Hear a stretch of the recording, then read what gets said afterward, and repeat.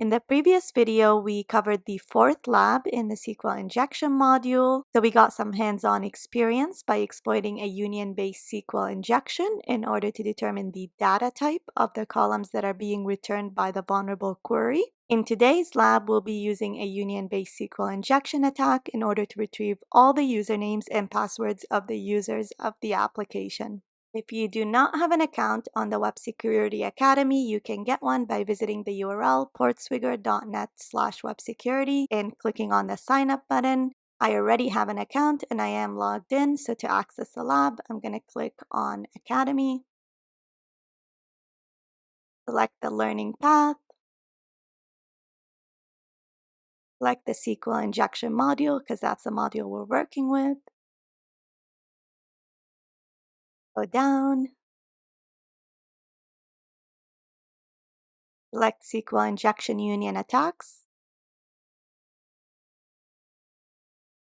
Go down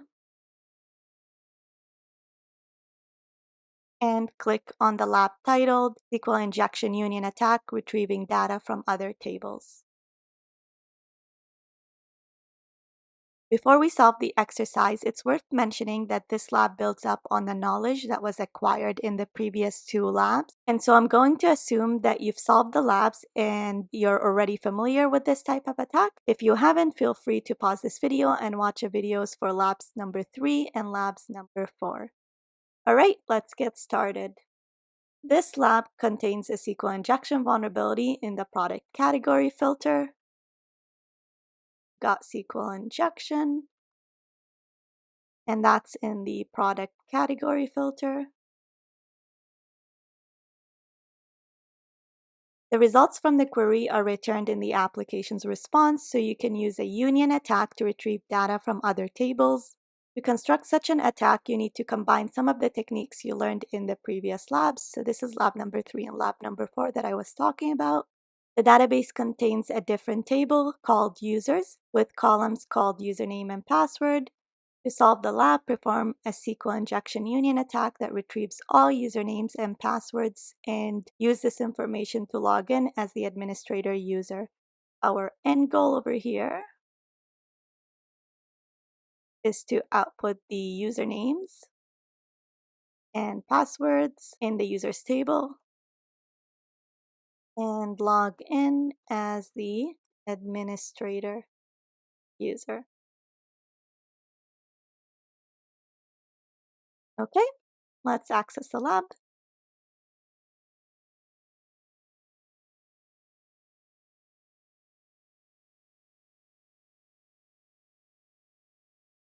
While the lab spins up, I'm going to create an analysis section.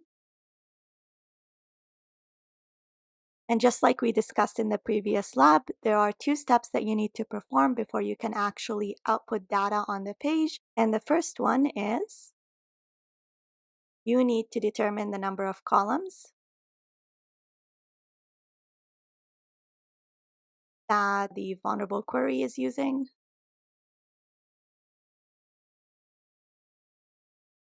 The second thing is you need to determine the data type of the columns. Okay, going back to the application, we said that it's the product category filter that is vulnerable. So if we hit gifts, you see in the URL there's a parameter called category, and that's our vulnerable field.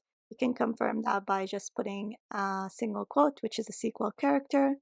That results in an internal server error because it resulted in a syntax error in the database, which resulted in an internal server error in the application. So this is our vulnerable field.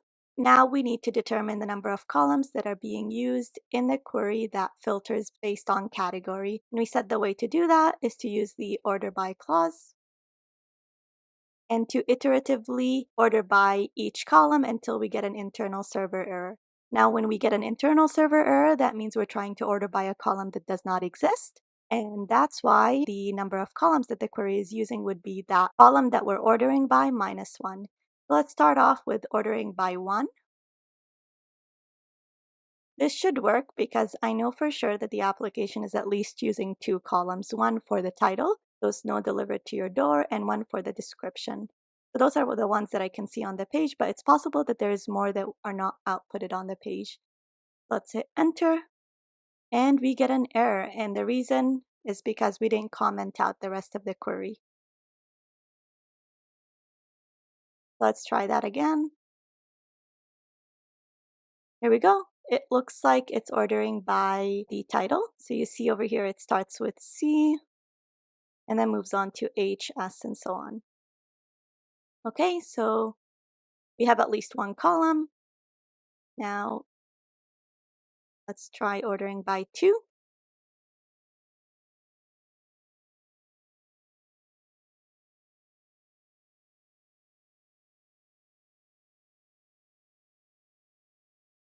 And we don't get an internal server error. So I think what it's doing, it's ordering by the second column, which is this one over here. And you'll see over here, it starts off with an A, second one is a B, and so on. Okay, now let's order by the third column.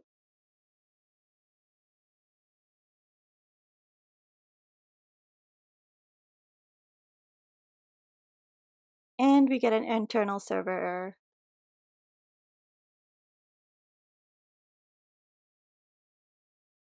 Which means that the number of columns is 3 minus 1. So we know that there's 2 columns. The next step is to determine the data type of the columns. We're thinking the query is something similar to this. So select AB from maybe products table, where category.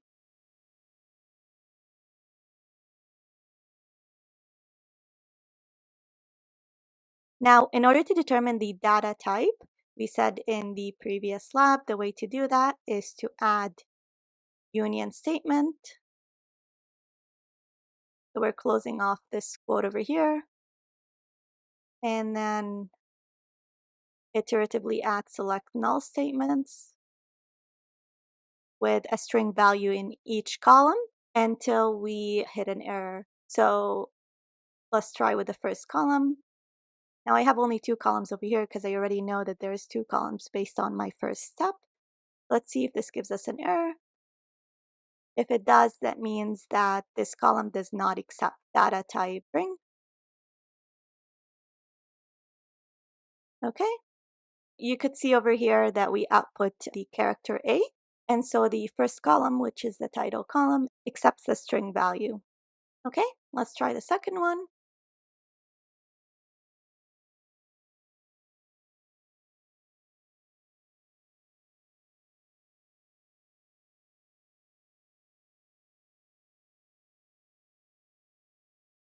And we also don't get an error for this one. And so you'll see it over here, A and A. And what that means is that both columns are of data type string.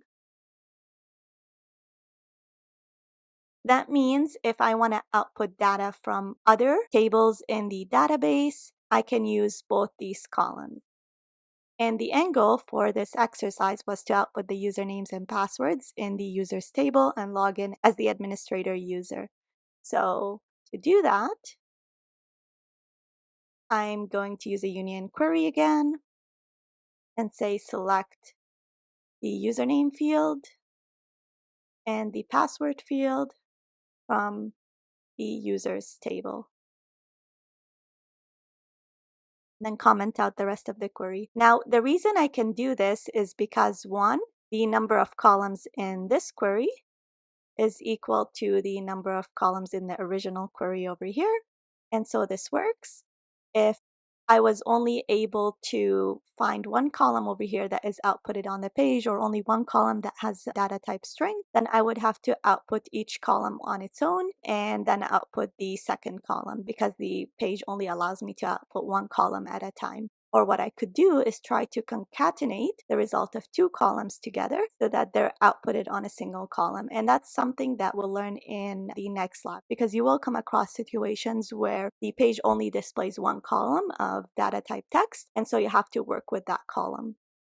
But in this case, it's easy. You only need to output 2 columns, and it just so happens that the page has 2 columns that are of data type text. And so it works. Let's copy that.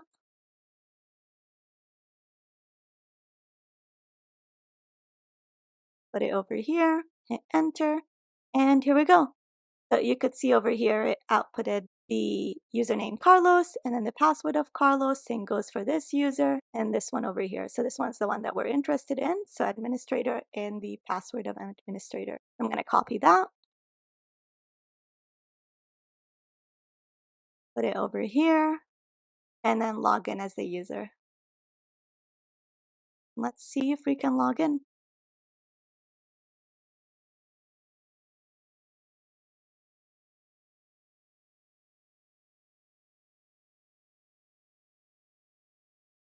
Here we go. It says, congratulations, you solved the exercise. Now let's script the export. Okay, let's save this and start our script over here. The first thing I'm going to do is import the requests library. And then URL lib3.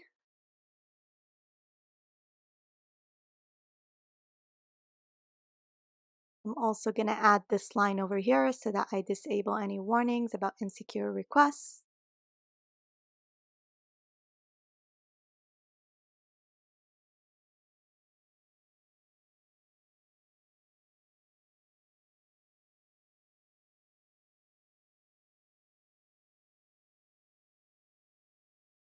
Okay, next we'll set our proxy setting like we do with every lab.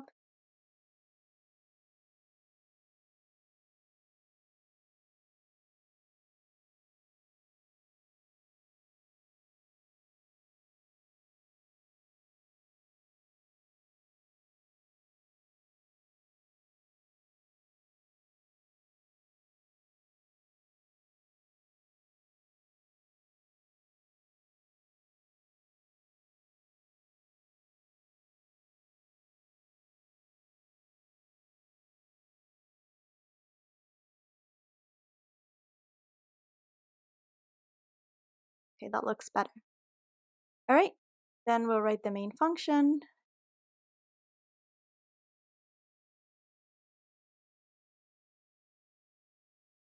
Then try and accept clause.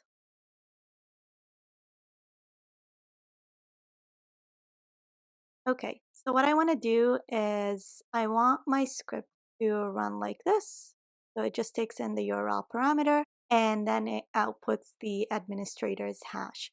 So we're not going to actually implement step number 1 and step number 2. Instead, we're going to assume that we know this based on manual hands-on testing, and we are going to hard code the values in the script. And the reason behind that is because it would take me about 30 minutes to write the script and involve all the steps.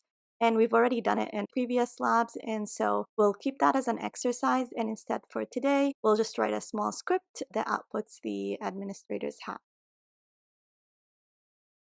It takes in the URL from the first command line argument,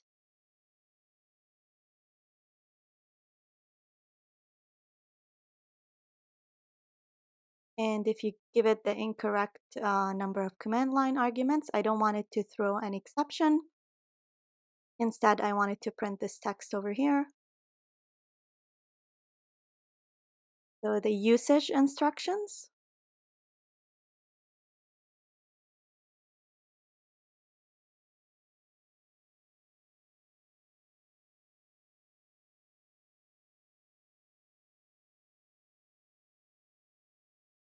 And then an example of running the script.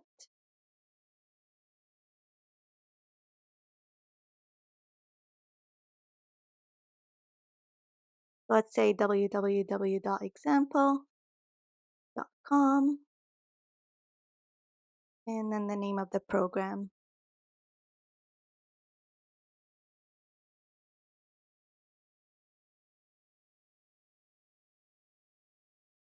And then exit.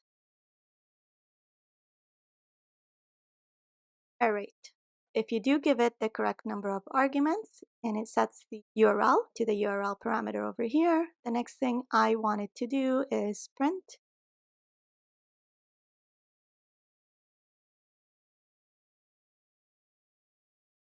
dumping the list of usernames and passwords.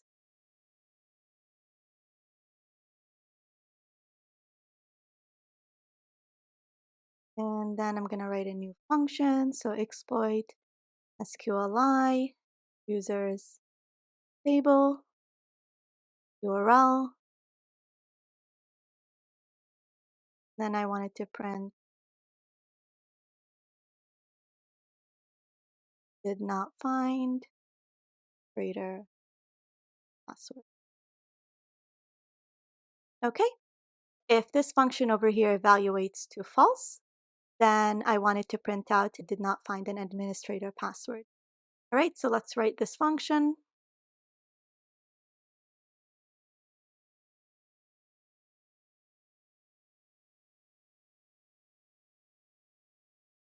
So we're saying the username is equal to administrator. The path is equal to, in order to get that, let's fire up burp. And while burp is opening up, I believe this might have timed out, and so I'm going to open it again.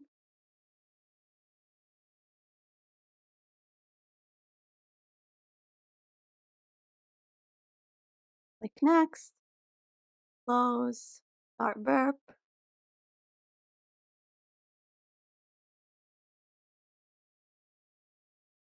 Okay, set Foxy proxy to send requests to burp. And over here, I'm going to set intercept to be off. And then I'm going to click on GIF. And here we go. We could see the requests in the history tab of burp.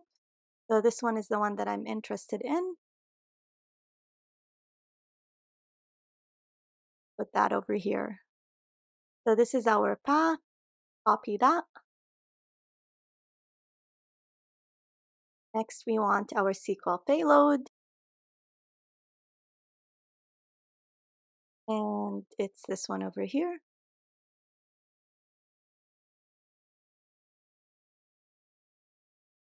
Okay. And then we'll make a GET request. And we're making a GET request because this is a GET request over here.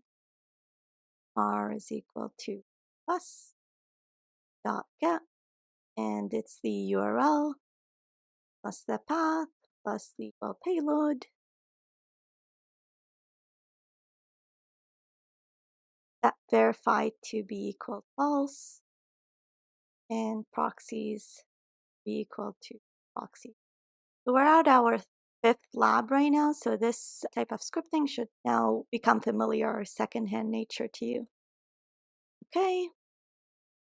And then I want to save the response in a variable called res. Okay, so I need a way to find the administrator's password from the response. So let's run the attack in the browser and see how it gets displayed in the response.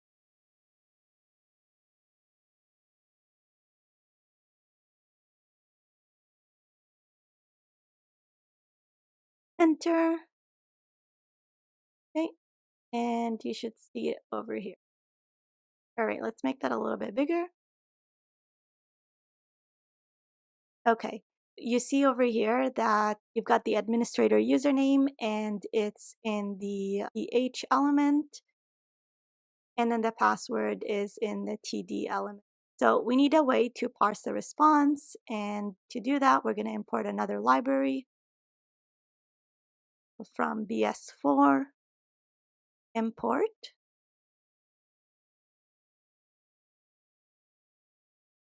Okay, so I'm going to say if the text administrator is in the response, then I'm going to print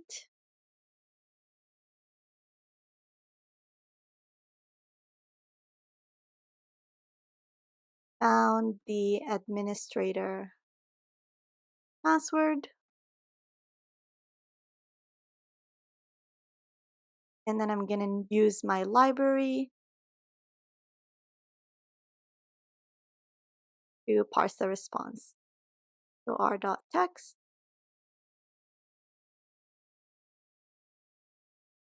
HTML parser, and then the admin password. We'll look for it in the body of the response. We'll use the find element where text is equal to administrator. And now what I really want to extract is the password of the administrator. So to do that, I'm going to use .parent, which will lead me to this element over here. And then I'm going to say find next. So find the next element, find the next TD element, which will send me to this element over here.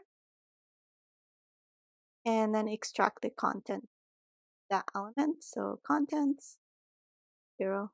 So there might be an easier way to do this, but it's late and that's the one that I can think of right now. What this should do is it should extract the password of the administrator user. Okay, and then I'm going to print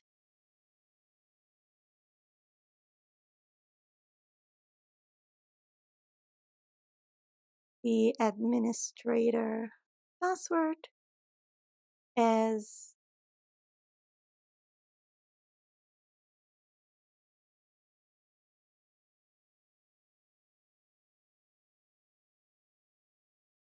so this variable over here.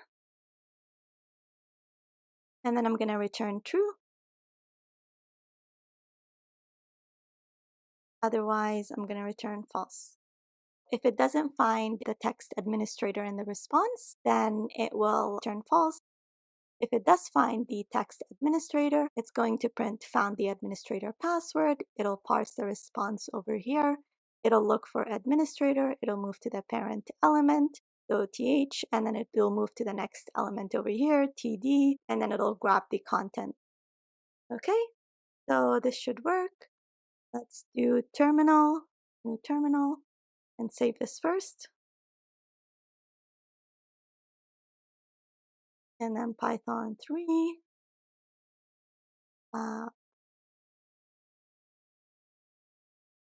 And let's grab the URL.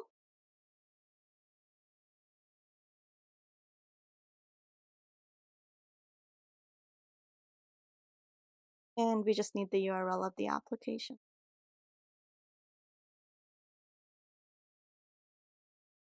Okay, let's hit enter. Got an error over here and it's because it's import. Let's clear that and run it again. And we get an exception. Oh, and the reason we're getting an exception, so I can tell it's a proxy issue, that it can't connect to the proxy, and the issue is right over here. That should have been 127.0.0.1 and 88. Okay, let's save that one more time and hopefully no more errors. Okay, so here we go. What it's doing, it says it's dumping the list of usernames and passwords. It checks to see if the response has the administrator string, and it does. And so it says found the administrator password, and then it dumps the administrator password over here. So let's look at burp. And that's the password over here. So you could see the request that it made. And administrator and the password over here. So this is definitely way more elegant if you're showcasing this to management or to your team. It's definitely way more elegant to show them a script where you just immediately run it and then it outputs the administrator password versus having to go through the browser and play around with the parameters until you get the password.